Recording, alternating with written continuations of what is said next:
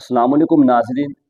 जैसा कि आपको पता है कि पीएसएल मैच शुरू होने वाले हैं, उसके साथ साथ आपको ये भी पता है कि बाइकाट की मुहिम चल रही है।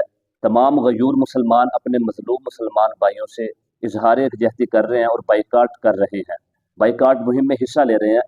लेकिन आपने याद रखना है, चाहे आप कितने ही मैच के शौकीन हों, लेकिन मुसलमान भाइयों से मोहब्बत से ऊपर ये मैच नहीं हो सकता। आपने ये ख्याल रखना है कि ये पीएसएल जब तक केएफसी और पेप्सी इनका बाइकाट नहीं कर देता, तो आपने पीएसएल का बाइकाट कर देना है।